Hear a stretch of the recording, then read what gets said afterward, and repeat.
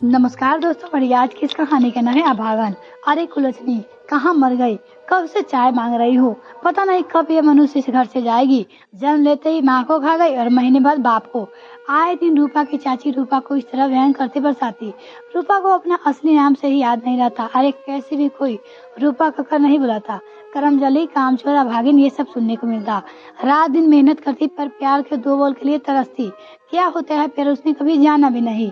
हार तो और मेहनत के बाद दो जून की रोटी, बस यही उसका नसीब था। फिर भी उसे पूरा विश्वास था कि उम्मीद था कि सूरज एक दिन अवश्य निकलेगा। चचेरी बहन सोना की शादी में सारा काम रूपा बड़ी जिम्मेदारी से निभाई। शादी में सोना के ससुराल से एक रिश्तेदार रोहन भी आया था। वो बहुत ही बारीकी से रूपा के कार्यकलापों को देख रहा था। मन ही मन उसके गुण पे लड्डू था। उसने पापा का एकांत में रूप में रूपा का विवाह की इच्छा प्रकट की। रूपा का बिना व्यवहार तो रोहन के पापा को भी भाग गए। अतः उन्होंने सोना की विदाई के समय ही रूपा के चाची से रूपा के हाथ अपने पुत्र के लिए मांगने की बात उठाई। जिसे सुनता ही रूपा की चाची बोल उठी, यह भागन आपके घर के लायक नहीं है। जहाँ भी जाती है अपना दुर्गा का सब लेकर जाती है। चाची नहीं चाहती थी कि 24 घंटे आए ऐसे हाथ से निकल जाए। रूपा की चाची द्वारा कहे गए शब्द रोहन के पिता को प्रभावित उन्होंने कहकर वहां से विदा लिया। ऐसी बातें नहीं है कि दुर्भाग्य का भाग्य बदलने देरी नहीं लगती। फिर भी अपने घर वालों को मखबारा अपने पास बंद आया। बात आई तो हो गई। रोहन की छुट्टियां खत्म हुई, वो अपनी ड्यूटी पे वापस चला गया। रोहन के पापा ने घर में रूपा की बात उठाई और साथ ही रोहन की माँ को रूपा की चाची के विचारों से भी अवगत कराया। औरतें शायद कुछ अधिक ही वहम पाल लेती है। रोहन की माँ में मन हो गया कि जानते मुझसे न्योता देना अक्लमंदी नहीं है। हालांकि रोहन के पिता इस तरह की बातों में विश्वास नहीं करते थे, परंतु पत्नी का दबाव नहीं डालना चाहते थे। वो जानते थे कि सास बहू का रिश्ता वैसे भी बहुत नाजुक होता है। यदि जिद करके रूपा घर ले आए तो उनकी पत्नी कभी स्वीकार नहीं करेगी। ऐसी स्थिति में रूपा का जीवन और तकलीफ देह हो जाएगा। वो नर्क से निकल कहीं दूसरे नर्क में आ जाए। ऐसा सोचकर उन्होंने इस बात को टालने की कोशिश की। रोहित ने पूछने पर उन्होंने यही कहा कि तुम्हारी ड्यूटी की ट्रेनिंग 2 साल से चलेगी, अतः हम इस मसले पर 2 साल बात नहीं करेंगे। अच्छा रहेगा। वैसे भी शादी करके 2 साल ससुराल में रखने से अच्छा है कि हम 2 साल बाद ही ब्याह कराए। पिता की बात सुनकर रोहन एक सवाल किया, तब उसकी शादी कहीं अन्य हो जाएगी तो जरूरी नहीं है कि वो लोग 2 साल रुकेंगे। तुम चिंता मत करो, मैं इस बात पे ध्यान रखूंगा। रोहन के पिताजी जानते थे कि रूपा की चाची ऐसा कुछ होने नहीं देगी। उन्होंने यह सोचकर रोहन को आसन किया कि 2 वर्ष का अंतराल बहुत लंबा होता है। यदि वो आकर्षक नहीं हुआ तो रोहन स्वयं रूपा को भूल जाएगी। यदि रोहन इस रिश्ते से प्रति गंभीर हुआ तो उन दोनों का विवाह बात को बढ़ाने अपनी तरफ पूरी कोशिश करेंगे। इधर रूपा की चाची को एक और हथियार मिल गया था। रूपा की भावनाओं को ना तो विचार होने लगी। बहुत दिनों तक रोहन की तरफ से कोई सूचना नहीं मिलने पर रूपा की चाची निराश हताश हो उठे। अब तो कहीं अरे शादी की बात चलने पर रूपा की चाची स्वयं आगे बढ़कर रोकती थी। क्यों बार बार अपनी बेइज्जती करवाने पे तुलू हो? रोहन तो रहा, पिता अपमानित किया जाना कम था। क्या बोले जा रही हो? रोहन के पिता हमारा कब अपमान किया? पति के एक प्रश्न जवाब प्रश्नों के ढेरे लगाए थे। खुद आगे बढ़कर हाथ मांगना और फिर एकदम से चुप्पी साध लेना अपमान नहीं तो क्या है?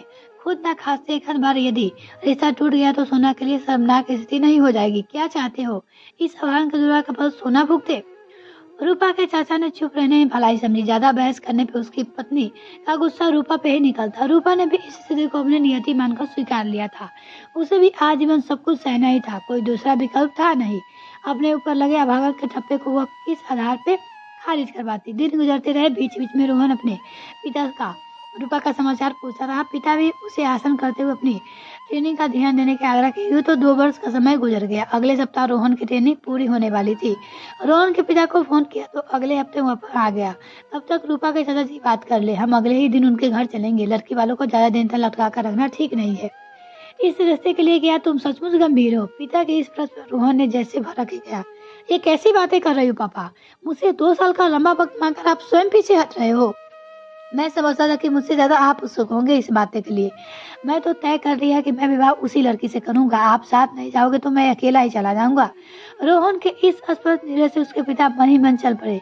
संयम के कालों बादलों का सफाया के फिर दोनों उन्होंने अपने पहले पत्नी को विश्वास दिलाया, इस रिश्ते के लिए राजी किया। उन्हें राजी होने ज्यादा देर नहीं लगी, क्योंकि किसी माँ के लिए अपनी संतान से बढ़कर कोई चीज मायने नहीं रखती। रोहन के आते ही पिता पुत्र बिना किसी पूर्व सूचना के रूपा के घर पहुंचे। इस अपरिचित अभागन चाची का सन हो गई। उसने आखिर दाव फेंकना चाहा और कितनी विषैले बीच मारना शुरू किया। बड़ी जल्दी आपको याद आ गई इस रिश्ते को। हम लड़की वाले हैं तो क्या हमारी कोई इज्जत नहीं है? आप अपमान करते रहेंगे और हम चुपचाप सहते रहेंगे। हमें नहीं करना चाहिए इस रिश्ता। भले ही हमारे घर में बेटी को मारे ही रह जाए, पर आपके घर हर जगह नहीं भेजेंगे उसे। चाची को उम्मीद थी कि इतनी बेइज्जती सहकर भला कौन लड़का वाला विवाह को राजी होगा। इतनी उम्मीद के विपरीत होने के रोहन के पिता रूपा के चाचा के सामने हाथ जोड़कर ही बैठ गए। मैं मानता हूँ कि मुझसे गलती हुई है, पर सच मानिए, आप सभी को अपमानित करने का कोई विचार मेरा मन में दूर दूर तक नहीं है। मैं तो अपने बेटे को निश्चय पर रखना चाहता था। मुझे लगा कि कहीं रोहन का शारीरिक आकर्षक तो नहीं है रूपा के प्रति, किंतु मुझे गर्व है कि अपने पुत्र की इस परीक्षा में खरा उतरा।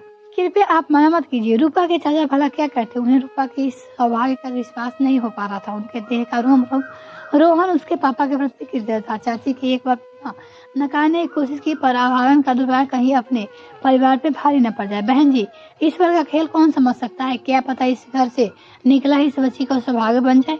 रोहन के पिता ने सख्त लफ्ज़ में एक प्रकार से चेतावनी दे डाली। अगले ही मुहूर्त में सौभाग्य की शहनाइया के रूप में रूपा के घर पूजा उठा और रूपा की शादी आखिरकार हो ही गई। ये कहानी आपको कैसी लगी कमेंट सेक्शन में लिखकर जरूर बताइएगा। बहुत बहुत धन्यवाद।